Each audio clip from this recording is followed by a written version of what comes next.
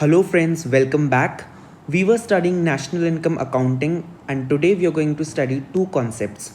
First one is final goods versus intermediate goods, and second one is factor income versus transfer income. So, let's begin with what are final goods and what are intermediate goods. Friends, national income को calculate करने के purpose से हम goods को दो category में divide करते हैं. First is final goods and second is intermediate goods. पहले देखते हैं intermediate goods. Intermediate goods are those goods which are meant either for resale और for further production as raw material. जैसे कि ये ग्रॉसरी शॉप ने जो मिल्क के पैकेट्स खरीदे हैं फाइनल कंज्यूमर्स को बेचने के लिए. So this purchase of milk bottles, packets और butter etcetera from the dairy by this grocery shop is for resale purpose, तो वो इंटरमीडिएट गुड कहलाएगा. ऐसे ही किसी चीज़ बनाने वाली कंपनी ने अगर मिल्क परचेज किया है for the purpose of making cheese, तो that is also meant as raw material, so वो भी इंटरमीडिएट गुड कहलाए. सो यू कैन सी कि बोथ केसेस में कुछ ना कुछ वैल्यू इज एडेड. यहाँ पे वो फाइनल यूज़र तक गुड को पहुँचा रहा है और अपना प्रॉफिट वगैरह ऐड करके देगा उसे, तो value is being added. And then यहाँ पे तो वो पूरा प्रोसेस ही कर रहे हैं, मिल्क से चीज़ बना रहे हैं, तो value is added here also. तो यहाँ पे वैल्यू ऐड हो रही है. दूसरी तरफ फाइनल गुड्स ऐसे होते हैं जहाँ पे no more value to be added.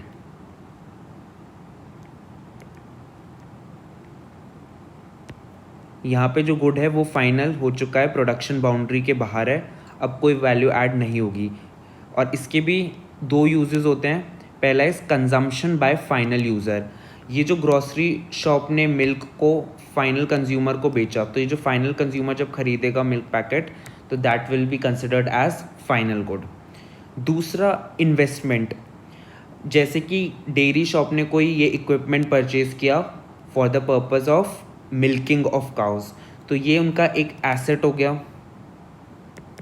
इसमें भी कोई वैल्यू ऐड नहीं हो रही. हाँ, ये प्रोडक्शन करने में हेल्प कर रहा है, बट इस पर्टिकुलर गुड में ये जो इक्विपमेंट है, ये एसेट है, इसमें हम कोई वैल्यू ऐड नहीं करने वाले हैं, तो it is considered as final good. अब just think for a moment कि इसमें से कौन से गुड्स ऐसे हैं जो नेशनल इनकम या डोमेस्टिक इनकम में हम लोग इंक्लूड करेंगे और कौन से गुड्स ऐसे हैं जो हम इंक्लूड नहीं करेंगे. सो द आंसर इज हम फाइनल गुड्स को इंक्लूड करेंगे. To be included in national income, and this intermediate goods are not to be included in national income. ऐसा क्यों होगा? देखो, ये जब ग्रॉसरी शॉप रीसेल के लिए गुड्स परचेज करती है, तो ये सेम गुड्स, ये जो सेम मिल्क के पैकेट्स हैं, वो फाइनल कंज्यूमर परचेज करेगा. और हम अगर यहाँ पे उसे नेशनल इनकम में काउंट कर लेंगे और यहाँ पे भी करेंगे जब फाइनल गुड्स परचेज हो रहे हैं बाय द कंज्यूमर और हाउस होल्ड, तो उसकी डबल काउंटिंग हो जाएगी. तो नेशनल इनकम हमारी गलत निकलेगी क्योंकि दो बार हमने सेम गुड्स को काउंट कर लिया है. So that is why we always take the final goods. Similarly यहाँ पे जो मिल्क यूज़ हो रहा है चीज़ बनाने के लिए, अगर हम उस मिल्क को भी एक बार हम उसमें लेंगे नेशनल इनकम में, और वापस से जब चीज़ बनेगा और वो फाइनल कंज्यूमर को सोल्ड हो जाएगा, तो उस चीज़ को भी हम नेशनल इनकम में काउंट करेंगे, तो वो डबल काउंटिंग हो जाएगी. इसलिए वो डबल काउंटिंग की प्रॉब्लम को हटाने के लिए हम लोग इंटरमीडिएट गुड्स को नेशनल इनकम में काउंट नहीं करते.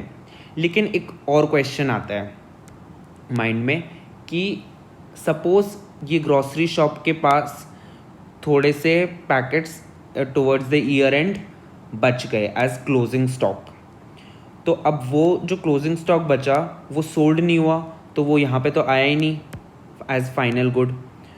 तो फिर, और यहाँ पे भी हमने ऐड नहीं किया क्योंकि वो रीसेल पर्पस की वजह से है, तो वो तो कहीं पे भी ऐड नहीं हो, तो नेशनल इनकम गलत निकलेगी हमारी.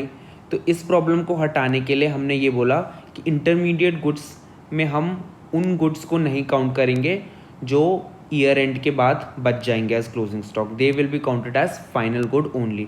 तो जब हम इंटरमीडिएट गुड्स की डेफिनेशन बोलते हैं तो intermediate goods are those goods which are meant for resale और for further production being used up in the same accounting year. Same accounting year में वो उनकी रीसेल या फिर उनसे फर्दर प्रोडक्शन हो जाना चाहिए, तभी हम उनको इंटरमीडिएट गुड बोलेंगे। और अगर वो बच जाते हैं एज क्लोजिंग स्टॉक तो हम बोलेंगे वो फाइनल गुड है। तो closing stock will come under final goods. Okay, so let's move on. अब हम फटाफट से देख लेते हैं कि differences between intermediate goods and final goods. Meaning हमने देखा था, final goods refer to those goods which are used either for consumption by final consumer और हाउस होल्ड, और फॉर इन्वेस्टमेंट जो कि एसेट्स हो गए हमारे। दूसरा intermediate goods refer to those goods which are used either for resale और further production being used up in the same year, same accounting year में वो अगर रीसेल या उनका फर्दर प्रोडक्शन हो जाता है उनसे तो हम बोलेंगे intermediate goods. Nature, these are included in national income and domestic income, these are not included. ये हम इंक्लूड इसलिए नहीं कर रहे बिकॉज डबल काउंटिंग की प्रॉब्लम हो जाएगी, इसलिए हम इंटरमीडिएट गुड्स को इंक्लूड नहीं करते, सिर्फ फाइनल गुड्स को इंक्लूड करते हैं। वैल्यू एडिशन किस में हो रहा है? इंटरमीडिएट गुड्स में होगा। ये तो फाइनल गुड्स तो ऑलरेडी फाइनल हो चुके हैं, फॉर रेडी फॉर यूज़ हैं, इसमें no more value to be added. The next difference is type of demand. Final goods have direct demand and intermediate goods have derived demand. अब इस point का मतलब क्या हुआ? हमें फाइनल गुड्स यानी फाइनल कंज्यूमर को मिल्क चाहिए, चीज़ चाहिए, बटर चाहिए, तो उनकी डायरेक्ट डिमांड आ रही है। लेकिन intermediate good, the milk which is being used to produce cheese, उसकी डिमांड है किस वजह से? क्योंकि चीज़ की डिमांड है, इसलिए उस मिल्क की डिमांड हो रही है। तो the demand is derived from the demand for final goods. ऐसे ही वो जो मिल्किंग मशीन जो है, दूध निकालने की मशीन कोई ख़रीद रहा है, तो उस मशीन की फाइनल डिमांड नहीं है, डिमांड है मिल्क की, लेकिन उस मिल्क की डिमांड को पूरा करने के लिए we are purchasing that particular equipment. So we say intermediate goods have derived demand. Example हमने मिल्क का देख लिया, और भी हम बहुत सारे एग्जाम्पल्स देखते हैं नेक्स्ट स्लाइड में। Now categorize the following items as final goods और इंटरमीडिएट गुड्स। पहले देखते हैं paper purchased by a publisher. Now this paper is being purchased by publisher to print books और मैगजीन्स और एनीथिंग। तो वो पेपर क्या हो रहा है? As it is being used for further production as a raw material, तो वो कहाँ पे आ जाएगा? Intermediate good. ठीक है। उसके बाद फर्नीचर परचेज बाय स्कूल। अब फर्नीचर स्कूल के लिए क्या हो गया? It is an asset investment, तो ये हो गया हमारा final good. Next milk purchase by households यानी फाइनल कंज्यूमर्स, वो मिल्क परचेज कर रहे हैं फॉर फाइनल कंजम्पशन, तो ये final good. Purchase of rice by a grocery shop rice क्यों परचेज करेगी? For resale purpose, so it will be intermediate good. Next, coal used by manufacturing firms coal को as a raw material use करेंगी, so it will be intermediate good. Computers installed in an office, computers investment हो गए, asset हो गए, तो final good. Coal used by consumer households, यहाँ पे manufacturing firm use कर रही थी फर्दर प्रोडक्शन के लिए, लेकिन कंज्यूमर हाउस होल्ड्स तो फाइनल कंज्यूमर्स खुद हैं, तो it will be final goods. Next mobile sets purchase by mobile dealer, वो रीसेल पर्पस के लिए ऑब्वियसली परचेज कर रहा है, तो intermediate good. Purchase of pulses by consumer, जहाँ पे भी बाय कंज्यूमर या बाय हाउस होल्ड देखे परचेज, तो फिर वो हो गया final good. Now this is very interesting. Chalks, dusters, etc. purchased by a school. अब चॉक्स डस्टर ये ऐसी चीज़ें हम इसे इन्वेस्टमेंट या एसेट नहीं मानेंगे। क्यों नहीं मानेंगे? बिकॉज ये विद इन 1 ईयर हमारा यूज्ड अप हो जाएगा। चॉक्स डस्टर हम मान के चलते हैं कि 1 साल के अंदर, 1 साल से ज़्यादा क्या ही चलेगा, उसके अंदर अंदर वो ख़त्म हो जाएगा। एज अ रॉ मटेरियल हम इसे कंसिडर करेंगे, because school is providing a service of education जिसके अंदर वो कुछ रॉ मटेरियल्स यूज़ कर रहा है, जैसे कि चॉक्स, डस्टर, पेन की इंक वगैरह, ये सब एज रॉ मटेरियल यूज़ कर रहा है। लेकिन अगर इसकी जगह होता है कि स्कूल ने कुछ फर्नीचर, जैसे हमने देखा था furniture, chair, table, fans, computers, ये सब अगर यूज़ करें तो वो 1 साल से ज़्यादा के लिए है, वो फाइनल गुड में आ जाता है एज इन्वेस्टमेंट, एज एसेट। लेकिन ये चॉक्स, डस्टर वगैरह ये एज रॉ मटेरियल हम मानेंगे इनको, they will be considered as intermediate goods. ये क्वेश्चन आपके एग्जाम में भी आ चुका है बोर्ड्स में, so please remember this. Next is fertilizers used by farmer. Fertilizer is also being used up within 1 year as raw material मान सकते हैं इसे हम, तो it is intermediate good. Printer purchased by a lawyer. Printer 1 साल से ज़्यादा चलेगा, एक asset है, investment है lawyer के लिए, it will be a final good.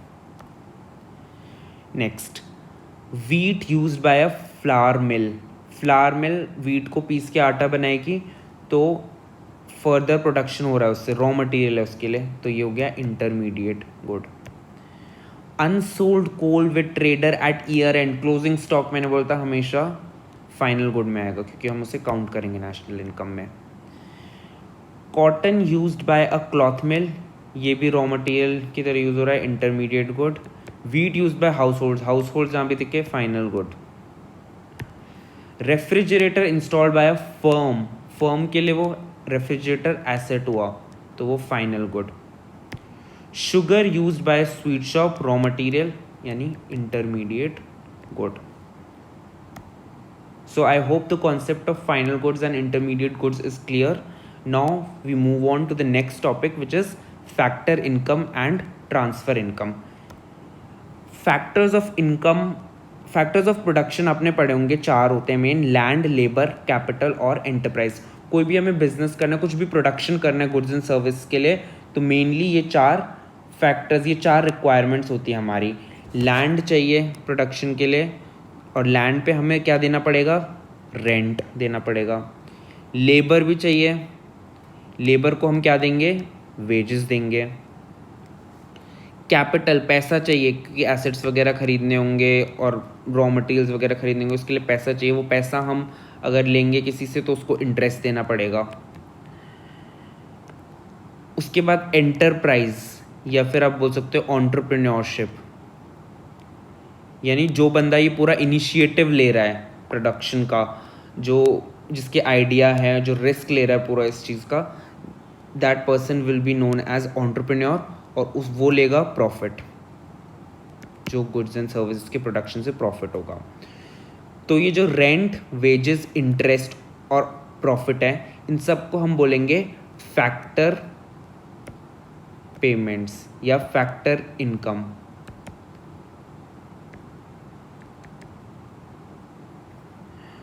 क्योंकि ये फैक्टर्स ऑफ प्रोडक्शन के अगेंस्ट दी जा रही है. अब ये इसमें आप एक चीज़ नोटिस कर सकते हैं कि these are all bilateral payments. Bilateral मतलब, बाय का मतलब हमेशा होता है टू वे, तो ये 2 वे पेमेंट्स हैं. एक तरफ से हाउस होल्ड्स लैंड प्रोवाइड कर रहे हैं और दूसरी तरफ से बिजनेस फर्म उनको रेंट दे रहा है. Then next, households labour provide कर रहे हैं, बिजनेस फर्म्स उसको रिटर्न में वेजेस दे रहे हैं. हाउस होल्ड कैपिटल प्रोवाइड कर रहे हैं और उसके रिटर्न में इंटरेस्ट मिल रहा है. एंटरप्रेन्योरशिप प्रोवाइड कर रहे हैं और उसके रिटर्न में प्रॉफिट मिल रहा है. तो it's a 2 way, these are 2 way payments, और 2 वे इनकम्स हम बोल सकते हैं इन्हें बायलेटरल पेमेंट्स. तो इनको हम बोलेंगे फैक्टर पेमेंट्स. वहीं दूसरी तरफ होती है ट्रांसफ़र पेमेंट्स या ट्रांसफ़र इनकम, जो कि होती है यूनिलैटरल. जैसे कि स्कॉलरशिप, गवर्नमेंट को स्कॉलरशिप दे रही है तो उसके अगेंस्ट में आपसे कुछ भी नहीं ले रही है. ओल्ड एज पेंशन जो लोगों को मिलती है, उसमें भी वो कुछ काम नहीं कर रहे हैं उसके against, that is a transfer income. ऐसे अनएम्प्लॉयमेंट अलाउंस, अगर कोई स्कीम है गवर्नमेंट की कि अनएम्प्लॉयड लोगों को हम, जिनको काम नहीं दे पा रहे हैं, वो उस तब भी लेकिन सर्टेन अमाउंट ऑफ मनी वो देंगे, तो वो उसके रिटर्न में कुछ नहीं ले रहे हैं. It's a unilateral payment. So these unilateral payments will be called transfer payments. And bilateral payments जो फैक्टर्स ऑफ प्रोडक्शन के अगेंस्ट है, उन्हें हम बोलेंगे फैक्टर पेमेंट्स. तो मीनिंग देखते हैं. Factor income, income received by factors of production for rendering factor services in the production process. ठीक है, फैक्टर सर्विसेज कौन सी हो गई? लेबर दे रहे हैं, अपनी एंटरप्रेन्योरशिप दे रहे हैं, या लैंड, मतलब ये चारों फैक्टर्स ऑफ प्रोडक्शन के अगेंस्ट जो भी इनकम मिल रही है, that is factor income. And income received without rending any productive service in return, जो बिना किसी फैक्टर ऑफ प्रोडक्शन में बिना किसी सर्विस को दिए हमें मिल रही है income, that is transfer income. Nature, it is included in the national income and domestic income, it is not included in the national income और डोमेस्टिक इनकम. ऐसा क्यों हो रहा है? नेशनल इनकम और डोमेस्टिक इनकम बेसिकली क्या है कि हम निकाल रहे हैं value of all the goods and services produced in the country in an accounting year. अब यहाँ पे तो प्रोडक्शन हो रहा है गुड्स और सर्विसेज का, लेकिन यहाँ पे प्रोडक्शन नहीं हो रहा, तो ये जो पेमेंट्स ट्रांसफ़र इनकम जो मिल रही हैं, these are not resulting to any addition in goods or services in the country, so these will not be included in national or domestic income. ठीक है, it is N earning concept, ये earn कर रहे हैं अपनी service दे के, bilateral है. It is a receipt, सिर्फ रिसीव कर रहे हैं, यूनिलैटरल है. इसमें अगर रेंट, वेजेस, इंटरेस्ट, प्रॉफिट, इसमें मैं ऑलरेडी बता चुका हूँ, scholarship, old age pension, unemployment allowance etcetera. So friends, that was all for today. If you have any query, please feel free to ask in the comment section below. Thank you and goodbye.